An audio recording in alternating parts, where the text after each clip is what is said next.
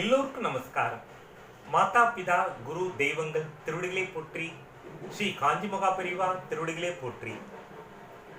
வலியார் முன் தன்னை நினைக்க தான் தன்னின் மெலியார் மேல் செல்லும் இடத்து. அருள் இல்லாதவன் தன்னை விட மெலிந்தவர் மேல் துன்புறுத்த செல்லும் பொழுது தன்னை விட வலியவரின் முன் தான் அஞ்சி நிற்கும் நிலைமையை நினைக்க வேண்டும். வள்ளுவர் பெருமானின் அறநெறிகளை பின்பற்றி நாம் வாழ்க்கையில் முன்னேறுவோம். ஸ்ரீ காஞ்சி மகா பெரிவா அருளிய தெய்வத்தின் குரல். கணபதியை காட்டிலும் சரீரத்தில் பருமனான சுவாமி வேறு யாரும் இல்லை. சிரசு யானையின் தலை, பெரிய வயிறு, பெரிய உடம்பு. அவருக்கு ஸ்தூலக்காயர் என்றே ஒரு பெயர். மலை போல் இருக்கிறார்.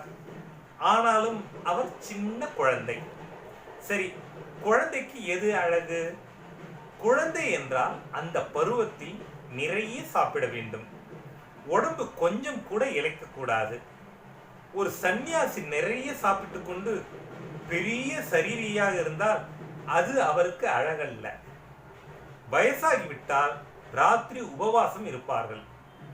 குழந்தை அப்படி இருப்பது அழகா? குழந்தை என்றால் தொந்தியும் தொப்பையுமாக கொழு கொழுவென்று இருந்தால்தான் அழகு. நிறைய சாப்பிடுவதுதான் அழகு. குழந்தைகள் நல்ல புஷ்டியாக இருக்க வேண்டும் என்பதை இந்த குழந்தை சாமியை காட்டிக்கொண்டிருக்கிறார். கையில் மோதிரத்தை வைத்துக்கொண்டு இவரோ யானை மாதிரி இருக்கிறார். அதற்கு நேர் விரோதமான சின்னஞ்சிறு ஆகிருதி உடையது மூஞ்சூறு. இதை அவர் தம் வாகனமாக வைத்துக் கொண்டிருக்கிறார். மற்ற சுவாமிகளுக்காவது ஒரு மாடு, ஒரு குதிரை, ஒரு பட்சி என்று வாகனம் இருக்கிறது. இவரோ தாம் எத்தனைக்கு எத்தனை பெரிய சுவாமியாக இருக்கிறாரோ அத்தனைக்கு அத்தனை சின்ன வாகனமாக வைத்துக் கொண்டிருக்கிறார். சுவாமி எதை வாகனமாக வைத்துக் கொண்டாலும் வாகனத்தினால் சுவாமிக்கு கௌரவம் இல்லை.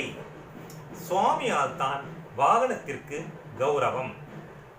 வாகனத்துக்கு கௌரவம் கொடுக்க அதனுடைய சக்திக்கு ஏற்றபடி நெட்டி பிள்ளையார் மாதிரியாக கனம் இல்லாமல் இருக்கிறார்.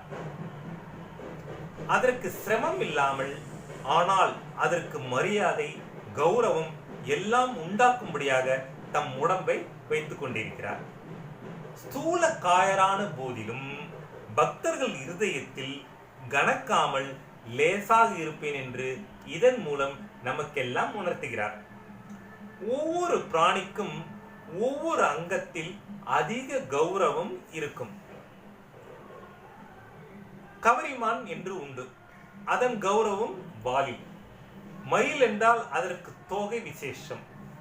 தோகையை மயில் ஜாக்கிரதையாக ரட்சிக்கும். யானை எதை ரட்சிக்கும்? தன் தந்தத்தை தீட்டி வெள்ளை வெளையர் என்று வைத்திருக்கும். இந்த பிள்ளையார் என்கிற யானை என்ன பண்ணுகிறது என்றால், அந்த கொம்பில் ஒன்றையே ஒடித்து அதனால் மகாபாரதத்தை எழுதிற்று. தன் அழகு, கௌரவம், கர்வம் எல்லாவற்றுக்கும் காரணமாக இருக்கிற ஒன்றை காட்டிலும் தர்மத்தை சொல்கின்ற ஒன்றுதான் பெரியது என்பதை இவ்விதம் இந்த யானை காட்டியது.